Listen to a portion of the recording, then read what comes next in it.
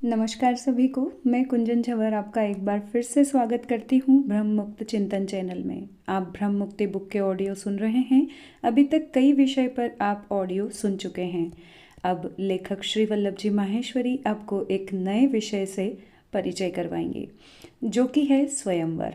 अब आप इस ऑडियो को सुनिए कि जो हमारी भारतीय प्राचीन परंपरा थी स्वयंवर, उसको उन्होंने किस तरह से समझाया है। स्वयंवर के बारे में लेखक के क्या विचार हैं, इस ऑडियो के माध्यम से सुनिए और अपने विचारों को ज़रूर कमेंट में मुझे बताएं।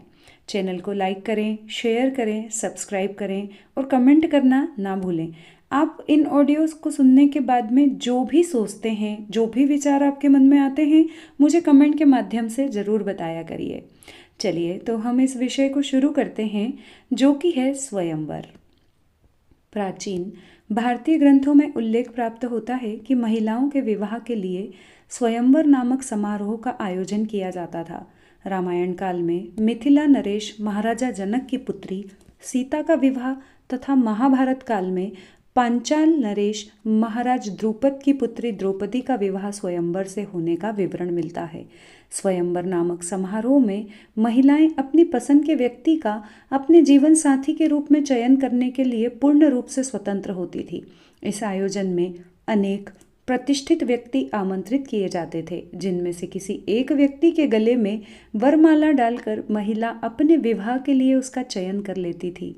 स्वयंवर शब्द का अर्थ ही है स्वयं अपने वर का चयन करना। इस आयोजन की कार्यप्रणाली से स्पष्ट हो जाता है कि प्राचीन काल में भारतवर्ष में महिलाओं का अत्यधिक सम्मान किया जाता था। विवाह किसी भी व्यक्ति के जीवन का बहुत महत्वपूर्ण तथा कठिन निर्णय होता है, क्योंकि इसी निर्णय पर व्यक्ति का भावी जीवन निर्भर करता है।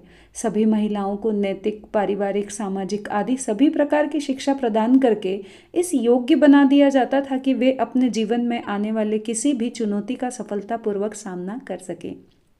उनकी इस योग्यता व क्षमता के कारण उन्हें समाज में सम्मान प्राप्त होता था और स्वयंवर की पूर्ण स्वतंत्रता भी प्राप्त थी। सम्मान कोई ऐसी वस्तु नहीं है जिसे अधिकार पूर्वक प्राप्त किया जा सके अथवा बलपूर्वक छीना जा सके। सम्मान तो हमेशा से ही अपने कार्यकलाप, अपनी योग्यता और अपने त्याग द्वारा ही अर्जित किया जाता रहा है। महिलाओं की इस उच्च सम्मानजनक स्थिति से गिरकर अत्याचार तथा उत्पीड़न झेलने की व्यवस्था तक पहुंचने का प्रमुख कारण भारतवर्ष में सैकड़ों वर्षों का मुसलमान शासकों का शासन था। इस्लाम धर्म में महिलाओं के अधिकार न्यूनतम होते थे। इस कारण मुस्लिम शासन काल में स्वयंवर जैसी महिला प्रधान परंपरा का विलुप्त हो जाना स्वाभाविक था। इतना ही नहीं, बल्कि इस काल में भारतीय महिलाओं को मुस्लिम शासकों और प्रभावशाली अधिकारियों की कामलोलुप नजरों से बचने के लिए घर के अंदर सुरक्षित वातावरण में सीमित होकर रहने के लिए विवश होना पड़ा था। घर के बाहर न निकल पाने के कारण वे शिक्षा तथा सामाजिक जानकारियों से वंचित होती गई तथा उन्हें अपने प्रत्येक कार्य के लिए पुरुषों पर आश्रित हो जाना पड़ा। यहीं से महिलाओं पर अत्याचार, उत्पीड़न, अपमान और हिंसा आरंभ हो गई थी, जो मुस्लिम शासन की समाप्ति के सैकड़ों वर्षों बाद तक अभी भी समाप्त नहीं हो पाई है। ऐसे निराशाजनक वातावरण में स्वयंवर जैसी महिला प्रधान परंपरा की कल्पना कर पाना भी कठिन है। फिर भी सत्य यही है कि प्राचीन भारतीय समाज में स्वयंवर की परंपरा थी और नारी का समाज में अत्यंत सम्मानजनक स्थान था। उपयुक्त जानकारी के बाद यह जानना आवश्यक है कि सीता और द्रौपदी के विवाह को स्वयंवर मानना सही है अथवा नहीं। गोस्वामी तुलसीदास जी द्वारा रचित भक्ति ग्रंथ रामचरितमानस में सीता विवाह को स्वयंवर कहा गया और महर्षि वेदव्यास द्वारा रचित ग्रंथ महाभारत में द्रौपदी के विवाह को स्वयंवर बताया गया। इस कारण जनमानस में स्वयंवर के उदाहरण के रूप में यही दो नाम अंकित हैं। जनक सुता सीता के विवाह के लिए महाराजा जनक ने यह घोषणा कर रखी थी कि जो व्यक्ति मिथिला राज्य में रखे हुए विशाल धनुष को उठाकर उस पर प्रत्यंचा चढ़ा देगा, उसका विवाह सीता के साथ कर दिया जाएगा। महाराजा जनक की उपयुक्त शर्त को पूर्ण कर देने वाला कोई भी व्यक्ति सीता से विवाह करने का अधिकारी हो सकता था, चाहे सीता उस व्यक्ति को पसंद करती अथवा नहीं करती। यदि उस काल का महापराक्रमी तथा शक्तिशाली असुर रावण शिव धनुष को उठाकर उस पर प्रत्यंचा चढ़ा देने में सफल हो जाता, तो सीता को रावण जैसे अत्याचारी से विवाह करने के लिए बाध्य होना पड़ता। इस आयोजन में सीता को अपनी इच्छा से तथा अपनी पसंद के अनुसार अपना जीवन साथी चुनने की स्वतंत्रता नहीं थी, बल्कि उसी व्यक्ति से विवाह करने की व्यवस्था थी जो महाराजा जनक की शर्त की पूर्ति कर देता। वास्तव में यह आयोजन स्वयंवर की परिभाषा के ठीक विपरीत था। इस कारण इसे स्वयंवर मानना गलत और भ्रामक है। इस आयोजन को एक पिता द्वारा अपनी पुत्री के लिए पराक्रमी तथा शक्तिशाली वर प्राप्त करने वाला आयोजन कहा जा सकता है, परंतु स्वयंवर तो कदापि नहीं कहा जा सकता। चूंकि रामचरितमानस में इस आयोजन को स्वयंवर कहकर संबोधित किया गया है, इस कारण जनमानस में यह धारणा प्रबल रूप से प्रतिष्ठित हो गई है कि सीता का विवाह स्वयंवर परंपरा के अनुसार हुआ था। कोई भी व्यक्ति यह सोचने का प्रयत्न ही नहीं करता कि वास्तविकता क्या है। रामचरितमानस ग्रंथ पर कथा और प्रवचन करने वाले अनेक महानुभाव भी सैकड़ों वर्षों से सीता के वैवाहिक आयोजन को स्वयंवर के रूप में प्रचारित करते आ रहे हैं। यह बहुत आश्चर्य व चिंता का विषय है। किसी भी काल के विद्वान चिंतनकर्ताओं का यह दायित्व होता है कि वे जनमानस में व्याप्त भ्रमों का निराकरण करके जन जन को सत्य से परिचित करवाएं। इस कसौटी के अनुसार रामचरितमानस पर कथा और प्रवचन करने वाले प्रायः सभी व्यक्तियों को उच्च स्तर का वक्ता तो कहा जा सकता है, परंतु उन्हें विद्वान चिंतनकर्ता कहना शायद उपयुक्त नहीं होगा। द्रौपदी का वैवाहिक आयोजन भी सीता विवाह के आयोजन के समान ही था। इस आयोजन में द्रौपदी के पिता पांचाल नरेश महाराजा द्रुपद ने यह घोषणा कर रखी थी कि जो व्यक्ति भूमि पर रखे हुए तेल से भरे पात्र में परछाई देखकर छत पर लगी हुई घूमती मछली की आंख पर अपने तीर से निशाना लगा देगा, उस व्यक्ति के साथ द्रौपदी का विवाह संपन्न होगा। इस आयोजन में सीता के समान ही द्रौपदी भी अपनी इच्छा से अपने जीवन साथी का चयन करने के लिए स्वतंत्र नहीं थी, बल्कि उस व्यक्ति से विवाह करने के लिए बाध्य थी जो महाराजा द्रुपद की शर्त को पूर्ण कर देता। यह स्वयंवर आयोजन भी स्वयंवर की परिभाषा पर खरा नहीं उतरता। इस कारण इसे भी स्वयंवर मानना गलत और भ्रामक है। प्रसंगवश यह बताना भी उचित होगा कि द्रौपदी ने वैवाहिक आयोजन में महान धनुर्धर कर्ण भी उपस्थित था, जिसमें इस शर्त को पूरा कर देने की क्षमता थी। चूंकि कर्ण राजपुत्र नहीं था, इस कारण द्रौपदी ने कर्ण को इस आयोजन में हिस्सा लेने से रोक दिया था। यदि द्रौपदी ने कर्ण को इस आयोजन में भाग लेने से रोका नहीं होता तो पूरी संभावना थी कि द्रौपदी को कर्ण से विवाह करना पड़ता, क्योंकि धनुर्विद्या में कर्ण भी उस काल के श्रेष्ठ धनुर्धरों में से एक था। द्रौपदी द्वारा किए गए इस अपमान को कर्ण जीवन भर नहीं भूल पाया था। इस प्रकार सीता तथा द्रौपदी दोनों के वैवाहिक आयोजन को स्वयंवर मानना गलत और भ्रामक है। यह अलग बात है कि दोनों ही अवसरों पर दोनों ही महिलाओं को अपना मनपसंद जीवन साथी मिल गया था। इन दोनों घटनाओं को संयोग कहा जाए, इन दोनों महिलाओं का सौभाग्य कहा जाए अथवा ईश्वरीय व्यवस्था माना जाए, परंतु इन्हें स्वयंवर तो कदापि नहीं कहा जा सकता। कोई भी विद्वान इन दोनों घटनाओं के बारे में विचार करने की आवश्यकता शायद इस कारण अनुभव नहीं करता क्योंकि दोनों ही अवसरों पर परिणाम अंततः दोनों महिलाओं के अनुकूल रहे थे। दोनों घटनाओं में परिणाम भले ही अनुकूल रहा हो, परंतु फिर भी इन्हें स्वयंवर के रूप में प्रचारित करना भ्रामक है, क्योंकि इन दोनों ही आयोजनों में दोनों ही महिलाएं अपने जीवन साथी का चयन अपनी इच्छा से कर पाने के लिए स्वतंत्र नहीं थी।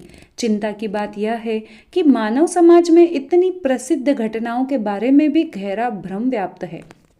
बड़ी विचित्र बात है कि मानव समाज में वे आयोजन स्वयंवर के रूप में मान्य किए गए जो वास्तव में स्वयंवर है ही नहीं, और जो घटनाएं वास्तव में स्वयंवर हैं उनके बारे में समाज पूर्ण रूप से अनभिज्ञ है। स्वयंवर के कुछ वास्तविक उदाहरण इस प्रकार हैं, जैसे भगवान श्री कृष्ण रुक्मिणी विवाह, सुभद्रा अर्जुन विवाह, संयोगिता पृथ्वीराज चौहान विवाह आदि। विवाह के ये सभी उदाहरण जनसाधारण में स्वयंवर के रूप में नहीं बल्कि महिलाओं के अपहरण के रूप में जाने जाते हैं। जन समुदाय में इस भ्रमपूर्ण अवधारणा का कारण यह है कि महाभारत नामक इतिहास ग्रंथ में भगवान श्री कृष्ण रुक्मिणी विवाह तथा सुभद्रा अर्जुन विवाह को अपहरण के नाम से अंकित किया गया है।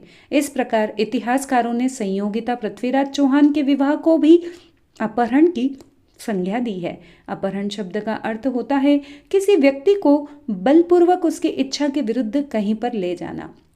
उपयुक्त तीनों ही विवाह अपहरण की परिभाषा के अंतर्गत नहीं आते, क्योंकि इन तीनों की घटनाओं में महिलाओं को बलपूर्वक उनकी इच्छा के विरुद्ध नहीं ले जाया गया था, बल्कि सभी महिलाएं अपनी इच्छा से अपने पसंद के पुरुषों के साथ गई थी। राजकुमारी रुक्मिणी विदर्भ नरेश महाराजा भीष्मक की पुत्री थी तथा विदर्भ राजकुमार रुक्मी की छोटी बहन थी। राजकुमार रुक्मी अपनी छोटी बहन रुक्मिणी का विवाह अपने मित्र शिशुपाल से करवाना चाहता था। यह विवाह लगभग निश्चित हो चुका था, परंतु रुक्मिणी इस विवाह से असहमत थी। रुक्मिणी ने भगवान श्री कृष्ण के विलक्षण व्यक्तित्व के बारे में काफी कुछ सुन रखा था और वह उन्हें मन ही मन अपना पति स्वीकार कर चुकी थी। जब रुक्मिणी ने देखा कि उसका भाई रुक्मी उसका विवाह शिशुपाल से करवाने के लिए कटिबद्ध है और पिताजी भीष्मक भी रुक्मी का विरोध नहीं कर पा रहे हैं, तब रुक्मिणी ने अपने एक विश्वस्त ब्राह्मण को अपना संदेशवाहक बनाकर भगवान श्री कृष्ण के पास द्वारिका भेजा।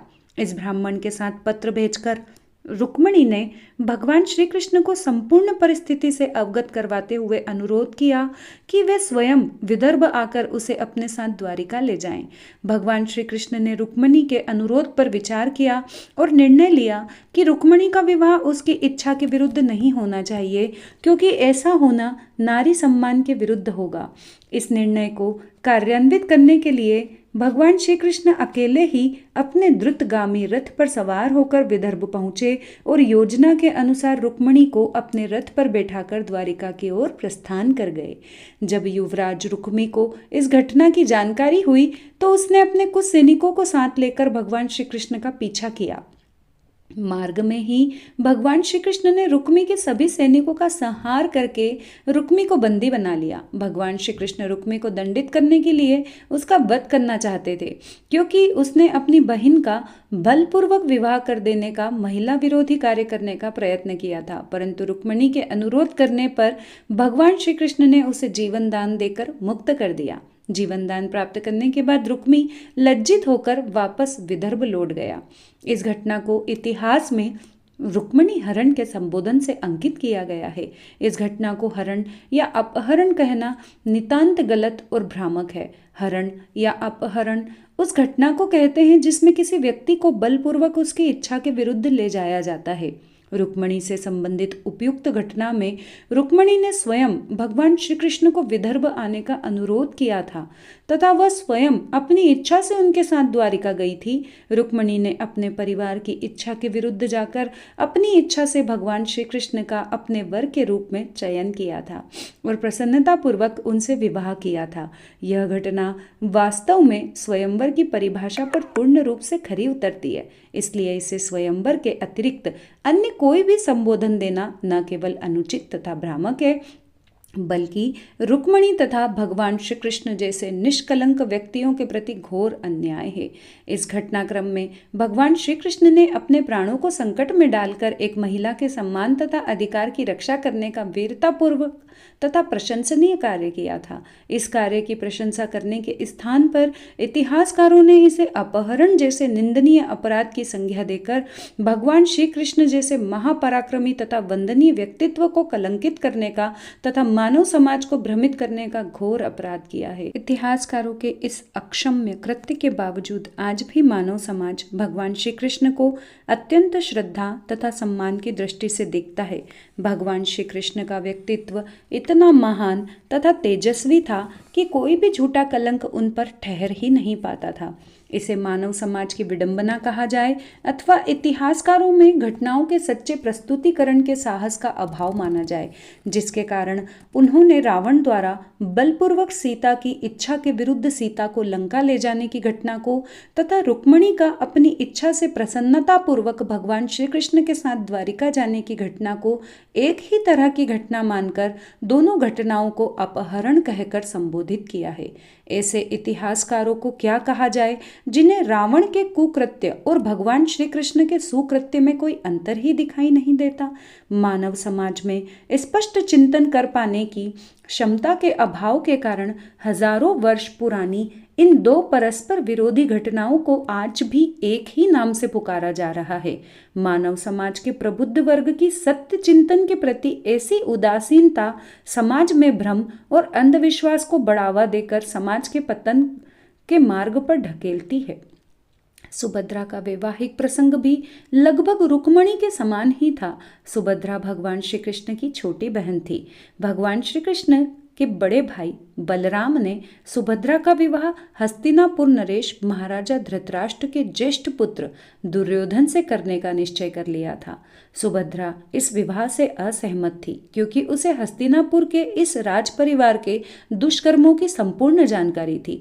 सुभद्रा पांडुपुत्र अर्जुन के सद्गुणों तथा पराक्रम से प्रभावित थी और उसी से विवाह करना चाहती थी। दुर्योधन बलराम का शिष्य था क्योंकि बलराम ने उसे हस्तिनापुर में रहकर गदा युद्ध का प्रशिक्षण दिया था। इस प्रशिक्षण अवधि में दुर्योधन ने अपने गुरु बलराम का अत्यधिक आदर सत्कार करके उन्हें प्रसन्न कर दिया था। दुर्योधन द्वारा किए गए मान सम्मान से बलराम इतने अधिक प्रभावित हो गए थे कि उन्होंने दुर्योधन के सभी अवगुणों व दुष्कर्मों को भुलाकर अपनी बहन सुभद्रा का विवाह उससे करने का निश्चय कर लिया था। बलराम को इस बात की पूरी जानकारी थी कि हस्तिनापुर का यह राज परिवार पांडवों के साथ निरंतर अन्याय करता रहा है और उन्हें इनके न्यायपूर्ण अधिकार से वंचित करता रहा है। इतना ही नहीं बल्कि इस राज परिवार ने पांडवों को मारने के कुत्सित प्रयास किए थे। इस राज परिवार के अन्याय व अत्याचार की जानकारी होने के बावजूद बलराम अपनी बहन का विवाह इस अधर्मी परिवार में करने को तैयार हो गए थे। बलराम अपने मान सम्मान से इतना अभिभूत थे कि उन्हें अपनी बहन का हित अनहित कुछ भी दिखाई नहीं दे रहा था। अपने मान सम्मान से अभिभूत हो जाना एक बहुत ही बड़ी मानवीय दुर्बलता है और बलराम इसी दुर्बलता का शिकार हो चुके थे, जिसके कारण उन्हें यह भी समझ में नहीं आ रहा था कि एक अन्यायी तथा अत्याचारी परिवार में विवाह करके वे अपनी बहन का कितना बड़ा अहित कर रहे थे। राजा धृतराष्ट्र इतने महत्वाकांक्षी तथा सत्तालोलुप व्यक्ति थे कि उन्होंने सत्ता में बने रहने के लिए हस्तिनापुर राज्य का विभाजन तक कर दिया था। इतना ही नहीं बल्कि पांडवों को हस्तिनापुर राज्य से उनके न्यायपूर्ण अधिकार से वंचित करने के लिए राजा धृतराष्ट्र ने अपने साले शकुनी तथा ज्येष्ठ पुत्र दुर्योधन के माध्यम से पांचों पांडवों को उनकी माता कुंती सहित लाक्षागृह में जीवित जला देने का प्रयास भी किया था।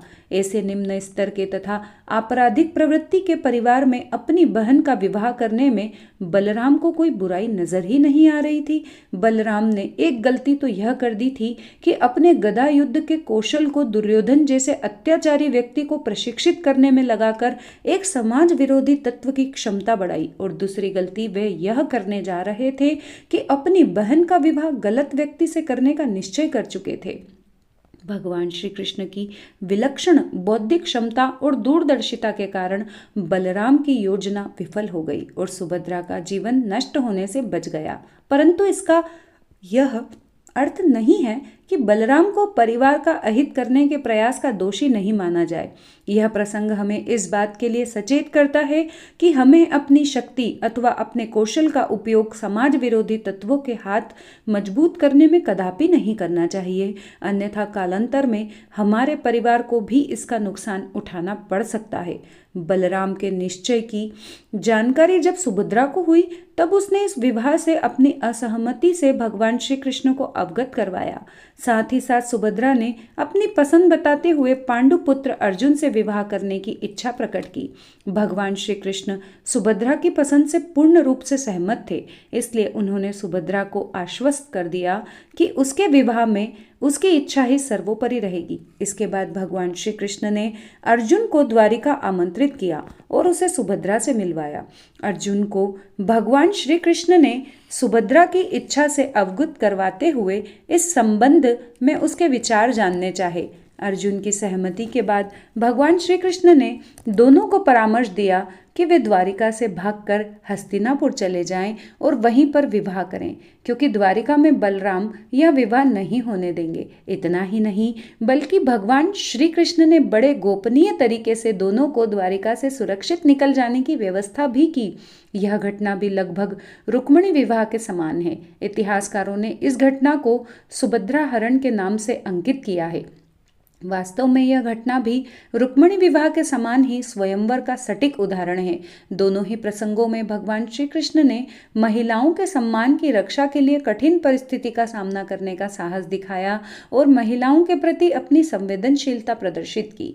संयोगिता तथा पृथ्वीराज चौहान का विवाह भी लगभग उन्हीं परिस्थितियों में हुआ था जिनमें उपयुक्त दोनों विवाह हुए थे। संयोगिता का पिता कन्नौज नरेश जयचंद पृथ्वीराज चौहान को अपना शत्रु मानते थे। संयोगिता अपने मन में पृथ्वीराज चौहान को अपना पति स्वीकार कर चुकी थी, क्योंकि वह पृथ्वीराज चौहान की राजनीतिक सूझबूझ, वीरता तथा युद्ध कौशल से बहुत प्रभावित थी। संयोगिता के पिता राजा जयचंद तथा परिवार के अन्य सदस्य भी संयोगिता के निश्चय से ही सहमत नहीं थे। परिवार के घोर विरोध के बावजूद संयोगिता ने पृथ्वीराज चौहान को गुप्त रूप से संदेश भेजकर अपनी समस्या से अवगत करवाया। पृथ्वीराज चौहान बहुत अच्छी तरह से जानते थे कि अपने शत्रु राजा जयचंद के राज्य में प्रवेश करना उनके जीवन के लिए एक बहुत बड़ा संकट हो सकता था। इसके साथ ही पृथ्वीराज चौहान यह भी जानते थे कि यदि वह संयोगिता के प्रस्ताव को अमान्य करते हैं तो संयोगिता के जीवन पर संकट आ सकता है। पृथ्वीराज चौहान के सामने बड़ी ही विकट परिस्थिति उत्पन्न हो गई थी और कोई भी निर्णय करना अत्यंत कठिन था। पृथ्वीराज चौहान एक महापराक्रमी और साहसी योद्धा थे और मानते थे कि वीर पुरुषों के लिए स्वयं के प्राण की रक्षा से अधिक महत्वपूर्ण किसी महिला के सम्मान व जीवन की रक्षा करना है। इस कारण पृथ्वीराज चौहान ने अपने जीवन की परवाह न करते हुए संयोगिता का आमंत्रण स्वीकार करने का निर्णय लिया। पृथ्वीराज चौहान अस्त्र शास्त्रों से सुसज्जित होकर भेष बदलकर पूरी तैयारी के साथ राजा जयचंद के राज्य में प्रविष्ट हुए और संयोगिता को साथ लेकर वापस अपने राज्य में लौट आए तथा विधिवत उन्होंने संयोगिता से विवाह किया। इस घटना में भी संयोगिता ने स्वयं पृथ्वीराज चौहान को आमंत्रित किया था और स्वेच्छा से उनके साथ विवाह किया था। इस कारण यह घटना भी स्वयंवर का एक श्रेष्ठ उदाहरण है। दुर्भाग्य से इतिहासकारों ने इस घटना को भी अन्य दो घटनाओं की तरह अपहरण कहकर संबोधित किया है। रुक्मिणी, सुभद्रा तथा संयोगिता तीनों ही महिलाओं के निर्णय पूर्ण रूप से सही थे। यह बात बाद की घटनाओं से सिद्ध हो गई थी, क्योंकि तीनों ही महिलाओं के द्वारा चयनित व्यक्ति मानव समाज में वंदनीय हुए हैं। इन तीनों महिलाओं द्वारा किए गए निर्णय इसी कारण सही सिद्ध हो पाए थे, क्योंकि इन तीनों ही महिलाओं में अपने लिए योग्य जीवन साथी का चयन कर पाने की क्षमता तथा योग्यता थी। इन महिलाओं को अपनी जानकारी, समझदारी, निर्णय क्षमता, योग्यता तथा साहस पर पूर्ण विश्वास था। इस कारण अपने परिवारजनों के विरोध करने के बावजूद इन सभी ने अपने निर्णय को ही सही माना और अपना लक्ष्य प्राप्त कर लिया।